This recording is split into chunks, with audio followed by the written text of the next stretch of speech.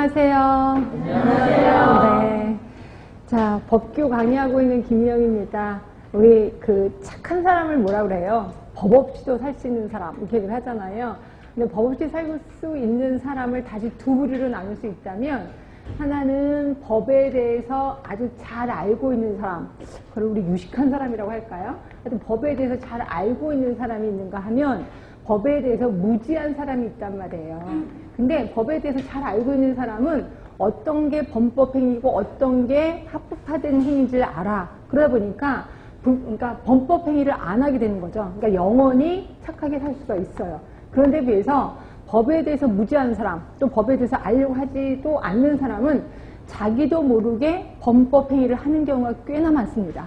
예, 그래서 나는 그냥 남을 도와주는 입장에서 했는데요. 근데 그게 나중에 범법행위로 가게 된다는 거죠. 그래서 대부분 보면 우리가 나중에 이제 간호사가 되잖아요.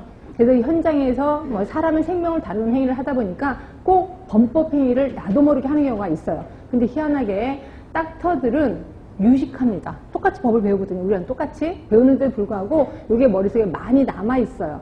이러다 보니까 그 행위를, 이렇게 범법행위를 살짝 피해서 살아남아요. 그런데 우리가 꼭 애전에게 처음 주는 건 우리 간호사들. 왜? 법에 대해서 무지하니까. 그래서 그것 때문에 아주 속상해 죽겠습니다. 이게 뻔히 눈이 보여요. 이게 범법행위라는 걸. 근데 본인은 몰랐었대요. 근데 몰랐었다고 해서 법정인 곳에서 저 몰랐는데요 라고 해서 죄를 감해주진 않잖아요. 그래서 꼭 우리가 독박을 쓰게 되는 게 우리 간호사들.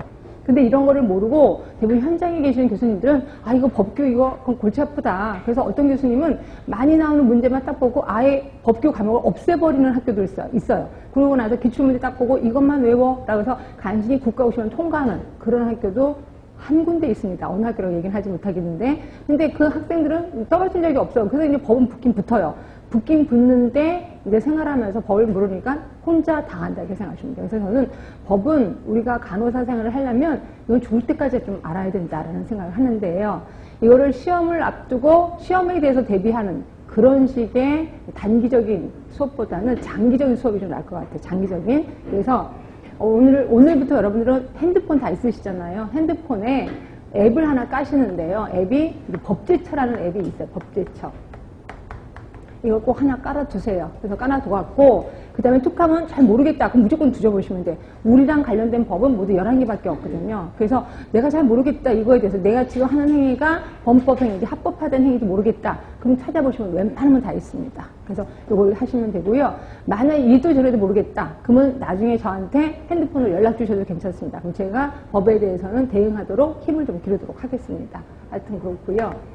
자, 우리 법을 공부하기 전에 기본적인 게 이제 몇 개 좀 알아야 될 사항이 있어서 그 중에 하나가 모든 법은요, 3개가 한 세트로 되어 있는 건 아실 거예요. 그래서 법이 있고요. 그 다음에 시행령이 있고요. 그 다음에 또 하나가 시행규칙이 있어요. 자, 법은 말 그대로 법인 거고요. 시행령은 다른 말로 대통령령이라고 얘기하는 거예요. 그러니까 대통령이 명령 내리는 거예요. 이걸 우리 시행령이라고 하는 거고요.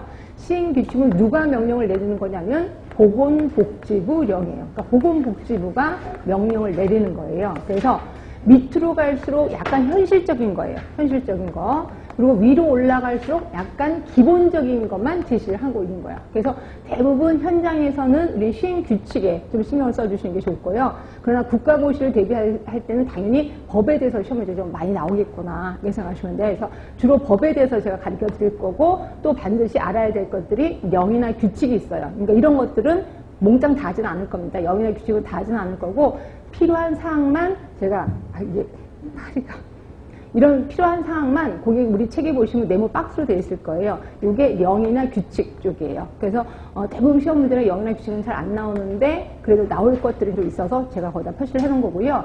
근데 나중에 현장에 가시면 령이나 규칙을 좀 알고 계시는 게 좋습니다. 그래서 이거 신경 쓰시고요.